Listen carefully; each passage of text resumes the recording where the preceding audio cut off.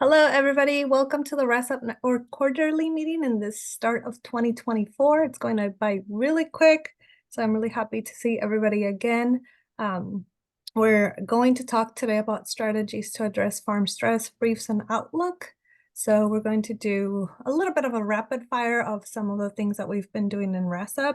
And by no means is this like comprehensive of everything that we've been able to do with this partnership, but it just gives us some highlights of some of the things that have been going on, and also to welcome you to let us know what is it that you're doing with your own work with WRASAP. So my name is Esmeralda Mandujano. I work for the UC Davis California Agribility, and I also have a role in the Western Regional Agricultural Stress Assistance Program to host this networking meeting so that we can all continue to be connected and learn about the work that we're doing across the West in fulfilling our mission to reduce farm stress for both farmers, farm workers, producers, and anybody really that works in agriculture. So just a little bit about WRASAP. WRASAP is funded by the USDA NIFA, specifically under the Farm and Ranch Stress Assistance Network.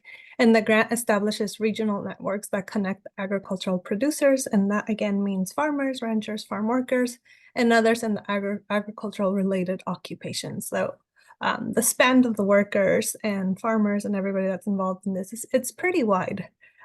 And our goal is to connect them with resources to assist them in times of stress. There's 4 regional programs. Our program is the one from the West, and for our WRASAP program, some of our efforts include a clearinghouse, small grants programs, call staff, and of course, the network, this place where we can connect, learn from each other, try not to recreate the wheel, and really just make it as efficient as possible, but also applicable for our areas and for the people that we're serving. The WRASAP network meetings have as a goal to connect stakeholders and be a space for them to be able to connect, make connections, build connections, and really to collaborate to, in the end, assist agricultural producers in times of stress. We also, even though we talk about times of stress, we also think about a lot about prevention, because that's also key in really preventing any sort of thing that has to do with stress, mental health. We also focus on improving behavioral health, wellness, literacy, and outcomes for agricultural producers, their families, and communities. And collaborators present their efforts and other opportunities to, and this is an opportunity to pose questions and bring experiences to the table again, so that we can all professionally develop and do a better job with what we're doing. So it's constant growth for us. The meeting is open to the public and to external partners, and it is, I would encourage you to also invite your colleagues, because again, it's a place where we can all learn.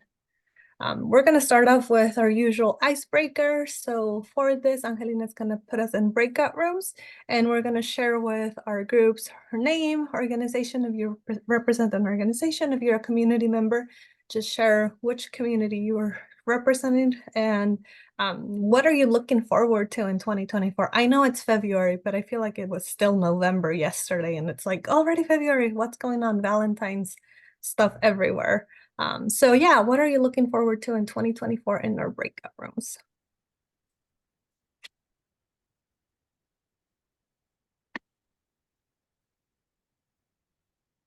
All back.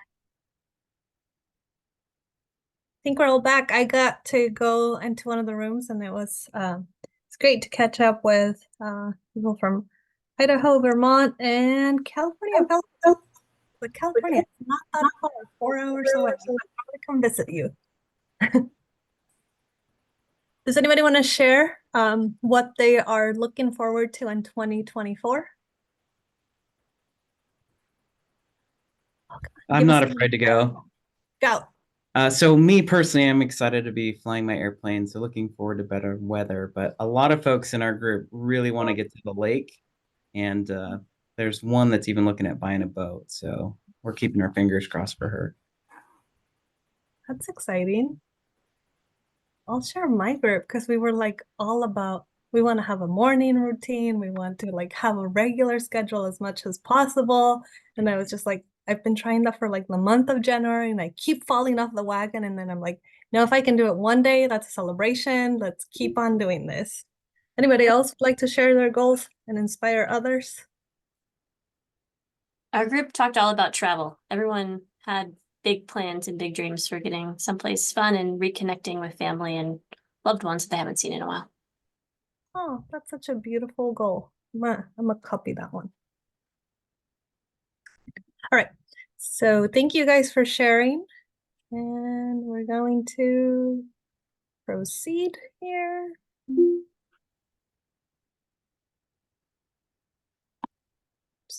Um, so just a brief overview of our agenda. We'll do our intro and announcements, which we just got through that. Then we'll have Dawn, our WRASAP leader, present. Then Dr. Michelle Grokey and Dr. Allison Brennan, and then myself. We'll all present a little bit of like a rapid fire again of what we've been doing with WRASAP. And again, by no means is this comprehensive because there's a lot of partners. We're just trying to kind of give a glimpse and know that if you're a WRASAP partner, I will be bothering you to eventually share with us what you've done because we all learn from each other here. So with that being said, I'm going to pass it over to Dawn. Stop sharing my slides here, but in the meantime, I'll let you guys know that Don is the Agricultural and Natural Resources Extension faculty at Washington State University, Skagit County Extension, and he is also the County Extension Director. Don usually has a lot of things going on, but he's also our fearless leader in this project, and I think most of you have probably have contact with him because he kind of is the glue to what WRASAP is and putting all of these projects together. Yeah, and with that, we'll have Don present.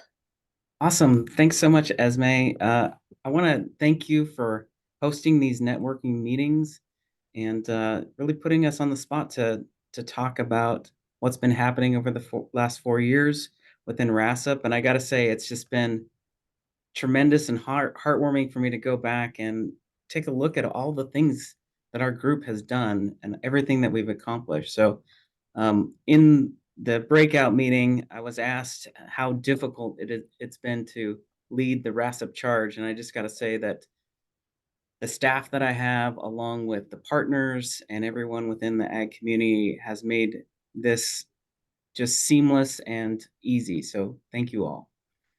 So with that, I want to spend a moment and kind of talk about the history. So we got into Don, just to let you know, right now what we're seeing is like your email on there. We're not seeing the slides. Oh, dang. Let me go back. I know, Zoom is so tricky. Let's try this again. How about now? Yep, you're good now. All right. So I want to spend a moment talking about how we started within Farsan and the WRASAP program. So we started it with round one, which was Washington and Oregon. And in that grant, we were asked to start a clearinghouse and educate individuals. So it's just 2 states in that one. And then we decided to go for broke in round two and asked for additional funding. And why am I not? There we go. So in round two, we signed on to lead the Western region, which is 13 states, 4 territories, and 10 languages. We partnered with a lot of land grant universities with major programming in Montana State, Colorado State, UC Davis, Farm Aid, as well as the National Agribility Program. And then after that, we were asked to sign up for what we refer to as a GAP grant, which is 1-year funding, which started here in September of 2023. And so with that, we've added on more partners. So Washington, Idaho, Oregon, California, Colorado, Arizona, Hawaii, Nevada, Utah, Guam, Rocky Mountain Farmers Union, Farm Aid, and AgriSafe, to name a few. And in this one, we're continuing to do more outreach, more states, and it's continuing to grow. So our approach through these within WRASAP 2 was developing the baseline. So we've got Michelle Grokey, who's done this fabulous reports on both farmers and farm workers, the networking, which Esme heads up, outreach, which is done by Allison Brennan, and then I lead the direct services, which includes things like the clearinghouse, farmer support hotline, website, brochures, newsletter, mini grants, working group meetings, as well as internal group meetings. So we've got a really great division of labor, and it's served us well throughout these past 3.5 years. So here's some examples of various baseline networking and outreach activities, thinking about the wonderful work that has been put forth by our partners at Montana State University. Really appreciate all the work that you guys have done. Here's kind of a quick snapshot of some of that going out into the community and really getting those wonderful touch points, working hand in hand with farmers and farm workers throughout the West. Once again, the team has just been rock stars on all of this. So thank you so much for your efforts. Our office is also responsible for the brochures that go out, as well as the swag. So we've done a whole bunch of variations of swag items, wallet cards and first aid kits, journals. We've done carabiners, flashlights, stress balls, and sticky calendars throughout our tenure. And some have had success and some others, but it's been fun to be able to give out the swag and be able to chat with farmers and farm workers throughout the West and get our name out there. I can't believe how much I hear WRASAP within our community. So we're becoming more and more of a known quantity. In regards to the website, we've had some really great individuals leading the effort on our website. And, we've got all sorts of information on there, from the videos that we produced to local events, as well as the clearinghouse. And the name of it, farmstress.us, is easy on the tongue, and I hear it a lot, and I'm sure you hear it too. So I appreciate everyone getting the information out in regards to WRASAP and the website. It gets a lot of hits, a lot of activity, and we couldn't do it without you. Onwards to mini grants. So we've given away through this process over $500,000, 55 mini grants, and they're all broken up throughout the West.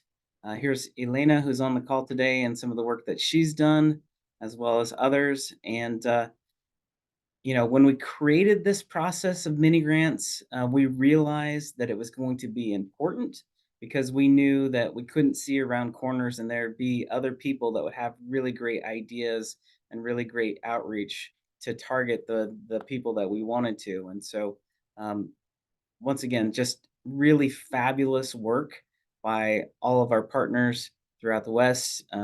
We've really done a good job getting boots on the ground and really heading up that, the number one issue for us over time has been getting information about farm stress suicide prevention out to our farmers and farm workers within the West. And I think we've done a really good job of that.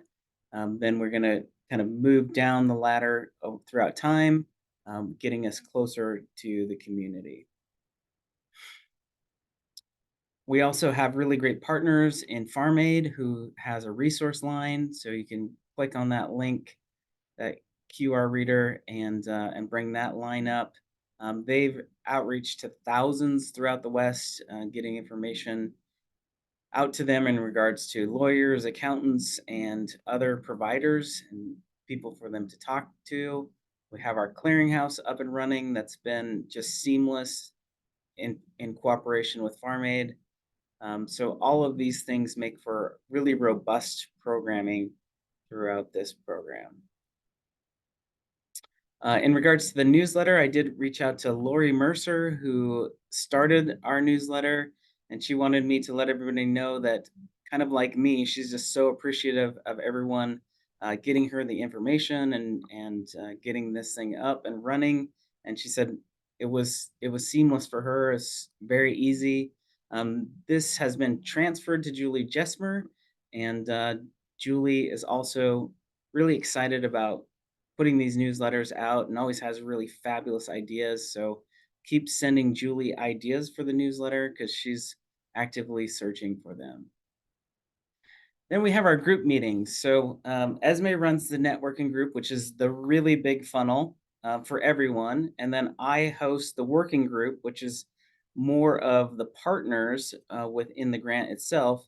And then from that, we selected just a few really key partners to run the internal groups. So that's more of the nuts and bolts of WRASAP and how we implement things at our level. So all three of these groups are really robust and strong and are doing exactly what they're supposed to be doing, which is making WRASAP function and building teamwork. So as we kind of progress into the next round of funding, which is going to be round 4, USDA has let us know that there is going to be another 1 year of funding. And this 1 year of funding is going to go directly to the current PIs of the regional grants. And so this will be the second closest I'll ever have to guaranteed money. So what we're thinking about in round 4 is my dream is to have a subcontractor in every state and every territory of the West, because we realize that we're doing a great job here at WSU Skagit County Extension, but we believe that information is going to be better received from you within your states and territories. So as you're watching this presentation, as you're thinking, hey, I want to be a part of this grant, make sure you reach out to either myself or Julie Jesmer and let us know that you're interested, and we'll definitely consider you for future funding in the next round, which will be round 4, expected to be $2.4 million over 1 year. And once again, we just want to continue to grow our service area with the intent of getting all 13 states and 4 territories signed up for the grant. So with that, I'll close things out and be happy to take any questions you might have. Thank you, Don. So we can do questions for Don now if there are any. Otherwise, we can move on to Dr. Allison Brennan from Montana State, and she's going to give us an overview of our outreach efforts that Don talked about a little bit, and then also the baseline. So she's going to present both basically for all of the work that our partners at Montana State have been doing. So any questions for Don can also go in the chat, and then we'll pass it on to Allison for now. All right.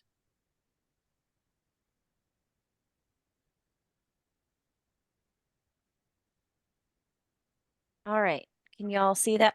Is that showing up right? Yes. Good. All right, cool. So yeah, Michelle sent me this slide to present the baseline achievements. And so I'm just going to walk us through that real quick and then move on to outreach. So we did kind of 2 different phases of research with the baseline team. So I'll talk about the ag producers first. The first part of the research with ag producers, which is all complete, was at phase 1, this giant survey, and it was an online survey that we sent out to all the states and territories. And with that survey, our sample was 796. And then from that survey, we were able to generate a group of folks who agreed to do telephone interviews. And so 51 telephone interviews were conducted across the Western region. And so from all of this data collection, we created 13 state reports, as well as 1 aggregate or regional report. And those were all done in an infographic style. So big shout out to Lori Mayer for all of her wonderful work on those infographic style reports, all of which are available on the farmstress.us website. Research presentations were delivered in both Guam in 2022 and Pohnpei in 2023. And the quantitative data from the survey, that was all published in the Journal of Rural Mental Health. And then the qualitative manuscript was published in the Journal of Agro-Medicine. And I should mention we had a whole bunch of graduate and undergraduate research assistants that helped with this, as well as faculty at Nevada. So Brenda at University of Nevada, Reno, and then at Colorado State, we had Loran and a whole bunch of other folks as well. It's hard to name them all. And then we did some parallel research with ag workers, and we are still finishing up some of the reporting on that. And so similar to the research with ag producers, we did this sort of two-phase approach with ag workers. So the survey with ag workers across the Western region resulted in 515 people completing that online survey. And then we had interviews with 19 folks to get some more information.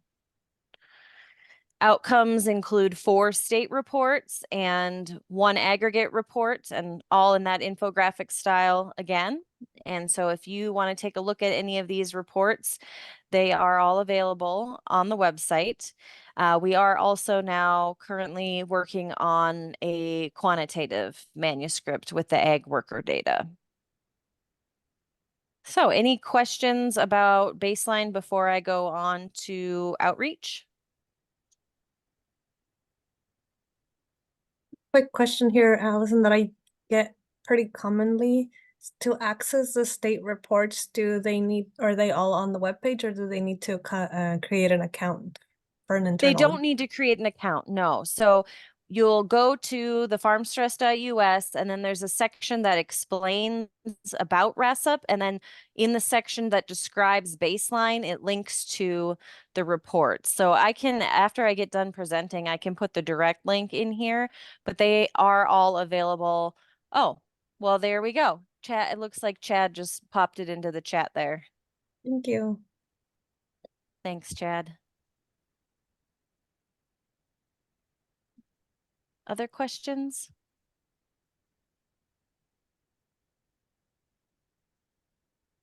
Okay. All right. So then for outreach, oh, wait, I just saw something come up in the chat. Oh, thank you, Amber. Multiple ways to get to the reports, it sounds like. Yep. So for WRASAP outreach and education, I wanted to talk both about our achievements and future plans that I'm really excited about. And there are so many moving parts here, so I'll try to stick to my 7 minutes I think I was allocated. I'll do my best. So first, oh, my little animations didn't work. Darn it anyway. Okay. Well, my first point here is the grant subaward projects, and I could literally talk for an hour about each one of these. So I'm just going to briefly summarize. Rocky Mountain Farmers Union hired Clinton Wilson as their program manager for their AgWell strategic initiative, and they have offered numerous trainings, Rocky Mountain Farmers Union, including some virtual trainings, some in-person trainings, some outreach events. And so Running on All Cylinders was one of them, QPR, and then also they've done some COMET. And I'll talk more about QPR and COMET at the end here. Colorado Agribility, Colorado State University hired Chad Resnicek as their ag-focused behavioral health specialist. And similar to RMFU, Chad has done a ton of outreach and many, many educational sessions, and has even teamed up with Clinton to offer some of that programming. Utah State University launched an ag wellness podcast and also adapted 2 mental health trainings to make them available online specifically for ag audiences. Here at Montana State University, we created a new mental wellness conversation curriculum, and we trained local Montana volunteers as facilitators in July of 2023. And then we offered a WRASAP regional facilitator training in December of 2023. And the WRASAP training also included a curriculum workshop so that we could work on adapting the curriculum for different audiences and co-brand it with different institutions to kind of allow people to make it their own. Let's see, University of Idaho conducted community needs assessment and action planning in 17 rural communities, and their project also included providing QPR and mental health first aid trainings in rural communities. And then UC Davis, California Agribility expanded their Promotores program, training community health workers to provide outreach to Latinx ag workers and their families.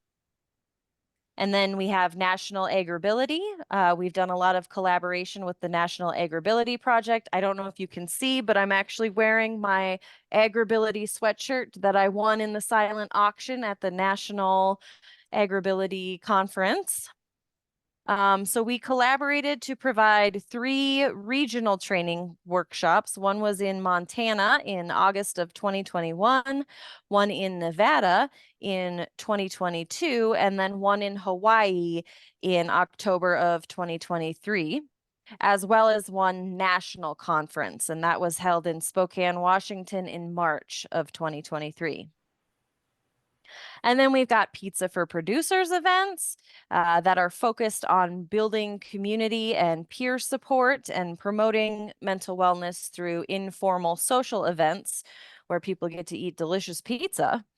And those have been hosted in Washington, Idaho, and Colorado. And I'm trying to get them going in Montana. I finally have ovens, so here's hoping. Let's see, farmer focus conferences.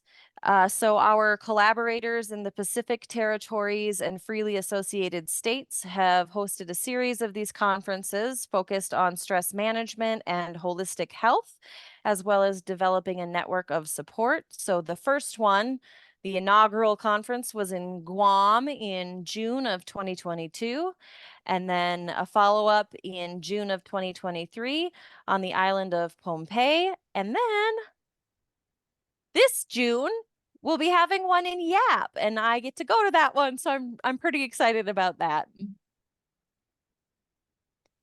And then in terms of educational trainings, Question, Persuade, Refer has been offered approximately quarterly by our partners at Oregon State University. So that's Cassie Busca and Julie Leap, and those have been offered both in English and in Spanish.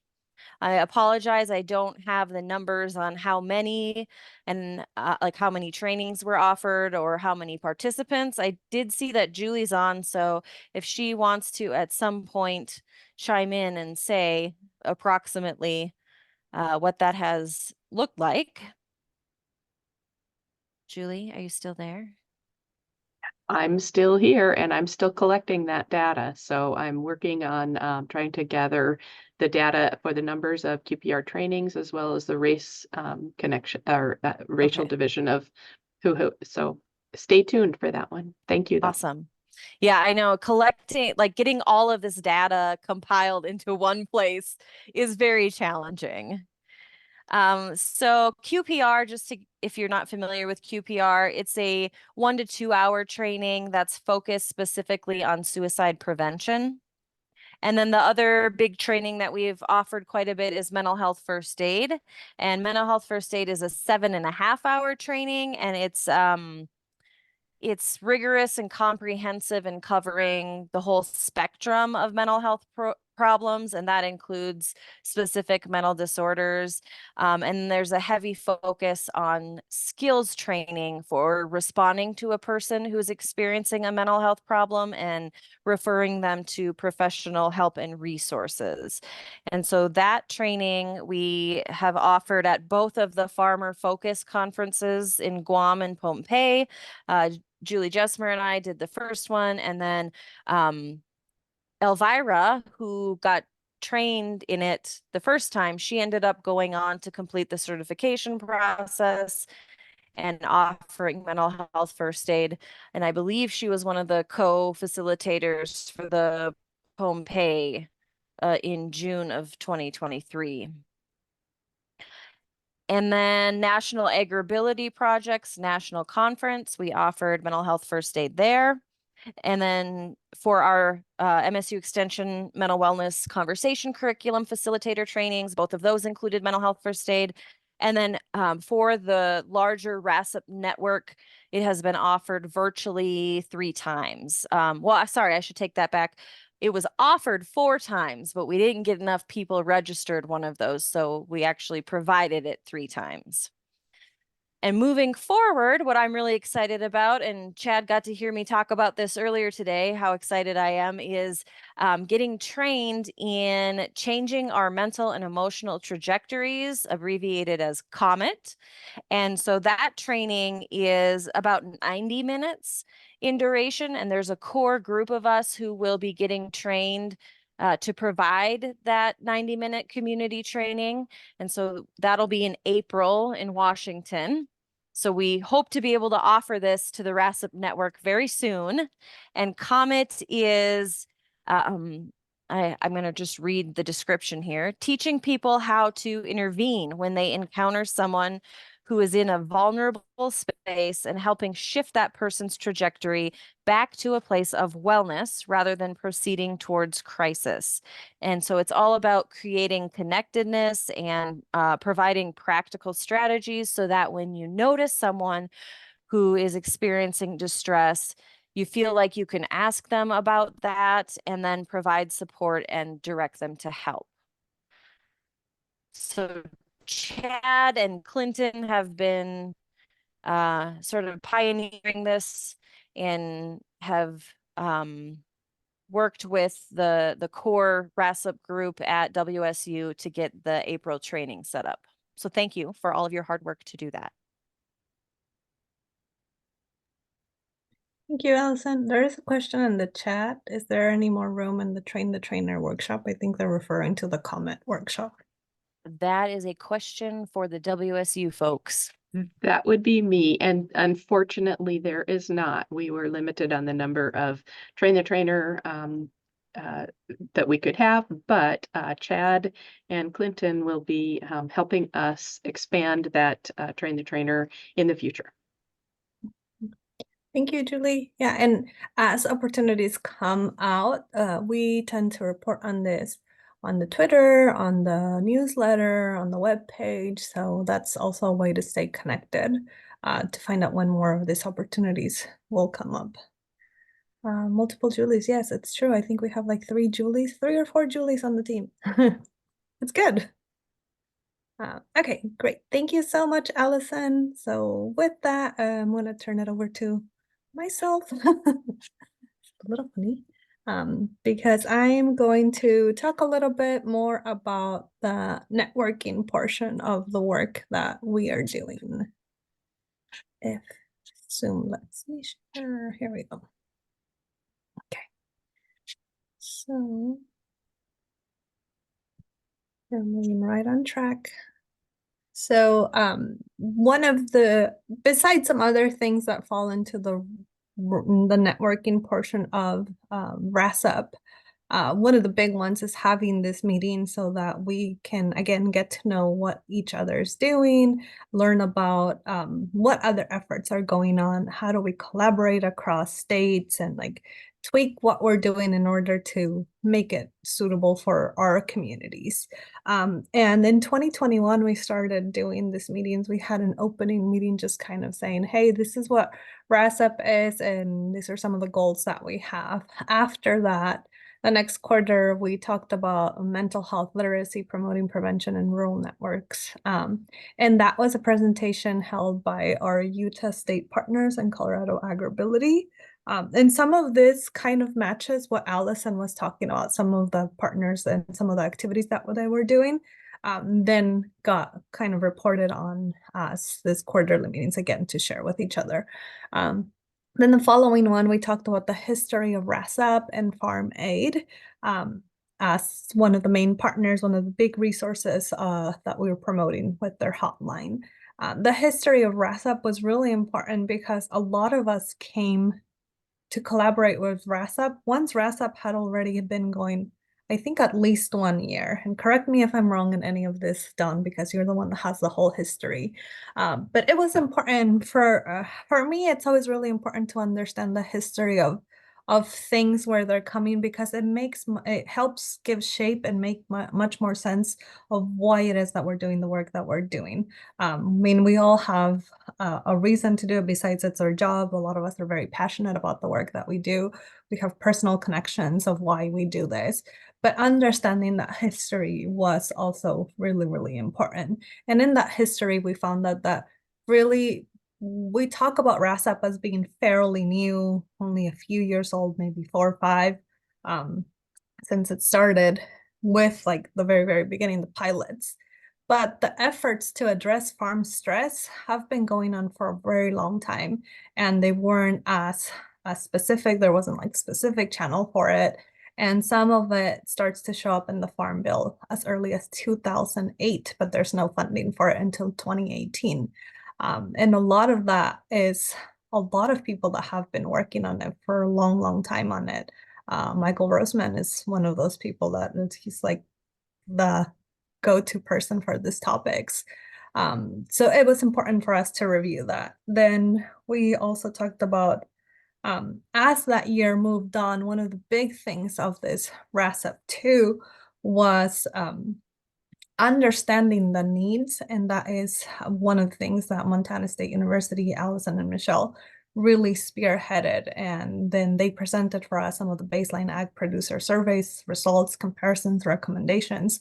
And that helps us understand where are the needs, besides some of the needs that we see in our own communities, but also getting those backed up with data, because at the end of the day, all of this is grant funded, and we need both the experiences, knowing what's going on, but getting it backed up with some of that data. So that was really important to get going on that first year. And a lot of our efforts were on there. There was multiple partners that helped us collect the data. For myself in California, we had people going out to the farms and having help the farmers, help them fill out the surveys.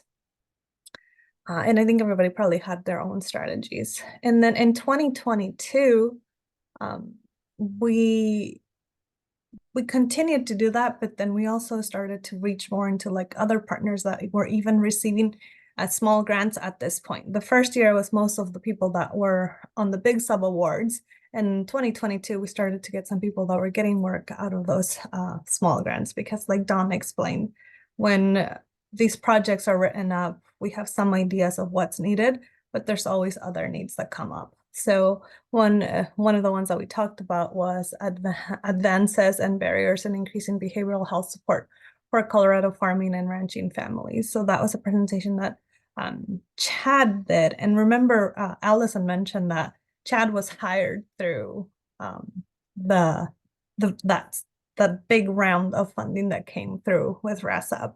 So we were already getting some results of the initiation of WRASAP in that first year. And then Dr. Annie Keeney presented on occupational stressors and access to COVID-19 resources among commuting and residential farm workers. And this is a border study. She works with farm workers that live in Mexico and then travel into the United States, well, more specifically California, to work. And it was around that era of COVID-19. And this was, again, a small grant. So we were getting results really quickly of the work that we were doing. Then we had, out of our program, community talks for community building and developing mental health gardening and outreach events. This was around promotores and developing capacity in promotores in California so that they could be prepared to talk about farm stress, mental health with farm workers. So then we were able to show some of the work that we were doing with that. And we utilized gardening as a vehicle to help explain and what farm stress, and also as a tool that farm workers really understood, right? They understand how to work the land, and oftentimes they don't want their children to have anything to do with it because it's such a hard work.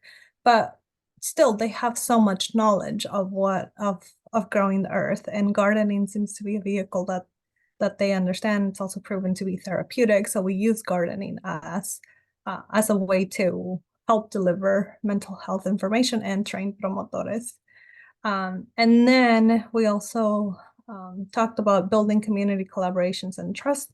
This is the work under Rocky Mountain Farmers and Union, and more specifically under the AgWell program with Clinton Wilson, who, as Allison again gave us kind of that premise, was hired under WRASAP.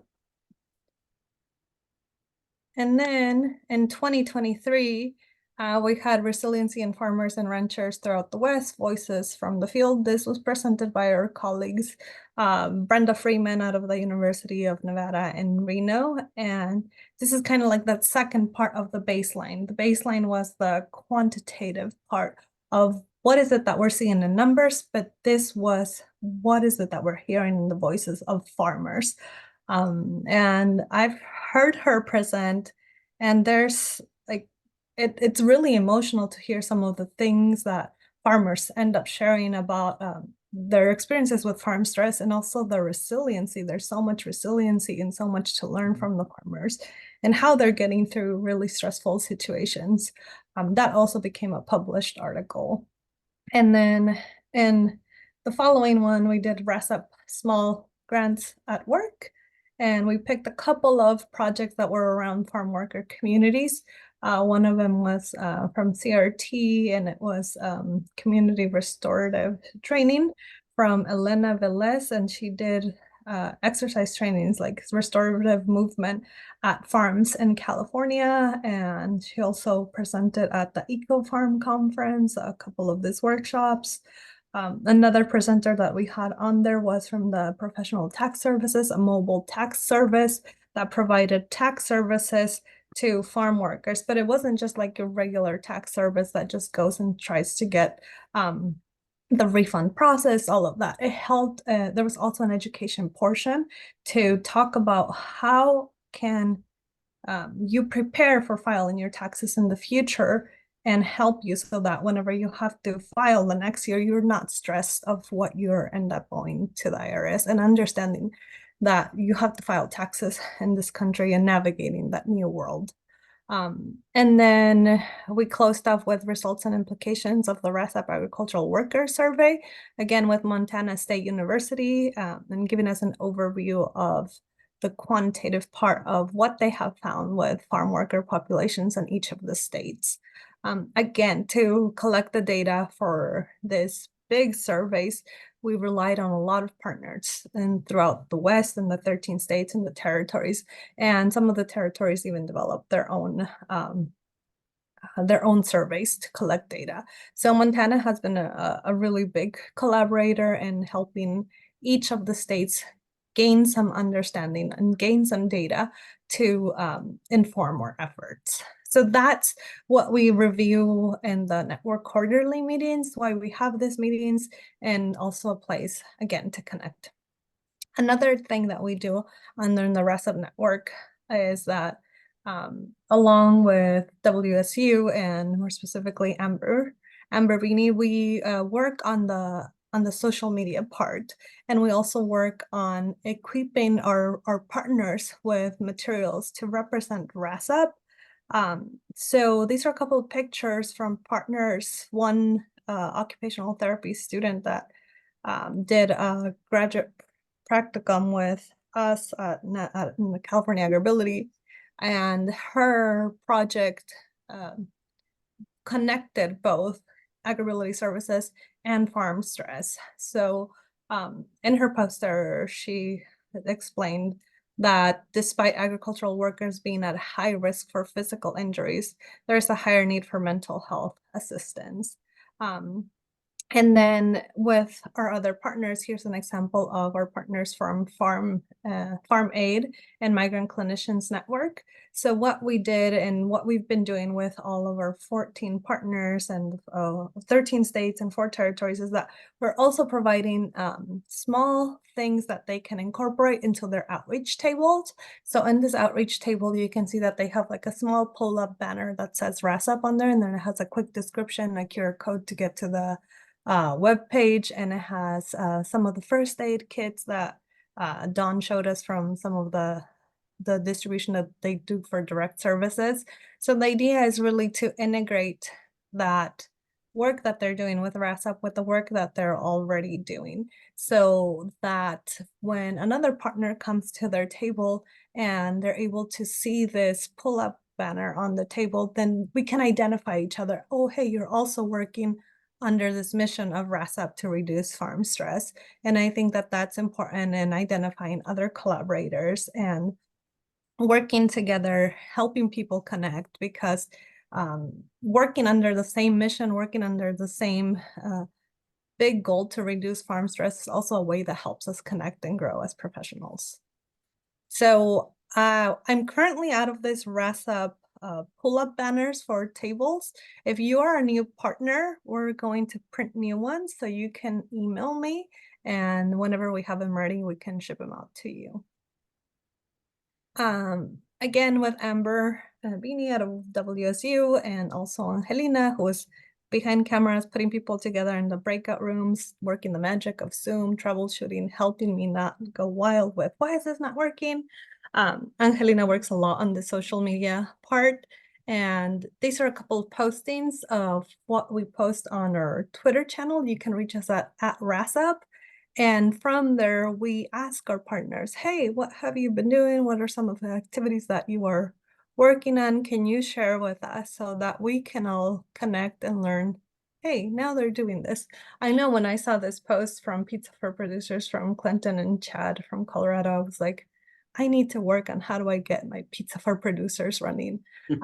And I think right now I'm on track to get it going, at least one event coming up. So it's really good, and I find it really motivating, and I hope it's motivating other partners to continue to work towards this and say, hey, I want to share with our partners and our colleagues what we're doing. So I'm going to move on to announcements. Again, another partner of ours here at WRASAP, the National Agribility National Agribility Program is hosting their National Agribility Training Workshop on March 25th through 29th in Atlanta, Georgia. And it's going to include farm stress topics. So that's going to be important because I think a lot of us are also presenting our work on there. And I hope that that is a place where a lot of us can meet in person and not outside of our little Zoom boxes here. So that's an opportunity. Angelina is going to put on the chat right now the links to the National Agribility Training Workshop.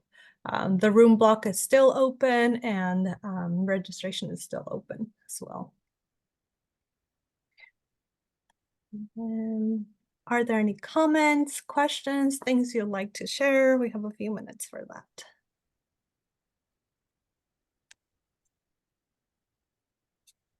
No comments. I know we're doing a lot. I get overwhelmed sometimes too, where I'm like, oh, what's going on? I was just telling Dawn earlier, I feel like sometimes I'm like, what am I doing? And then it becomes a big blur, and then I start to pull out the activities, and it's a lot that's going on that we're doing as partners. And I think a really good and valuable thing out of WRASAP is that we support each other. Even though there's so much to do, we're always coming up with new ideas on how to collaborate, how we can help one another, and sometimes make things easier too, or find other collaborators, connect people that, oh, hey, I met this other person in California, you're in California, can you connect with them? And start working that way too. So that's an important thing. And that's why it's important to, if you see the WRASAP logo, understand that we're working towards the same mission, and we're happy to discuss how do we move forward, how do we make this better, how do we make this easier, how do we help farmers and farm workers to thrive because agricultural work is extremely challenging. It's very, very high skilled. You need very high mental acuity to be doing it because it's dangerous. So how do we as professionals give them the best that we can while also taking care of ourselves? Any comments? Oh, good point. Yeah, Paul is sharing with us that the Agri-Realty Workshop Hotel block closes on February 26th. So this is good timing so that all those of you who are going to that workshop get on registration. Right? Okay, knowing that we're coming up to the end here, I'd like to, again, just invite you to our next quarterly. It's going to be held in May 2024. If you sign up for this one, you're going to get the invite for the next one. As always, check our social media channels. We always post on there. And thank you for joining us today in this WRASAP quarterly.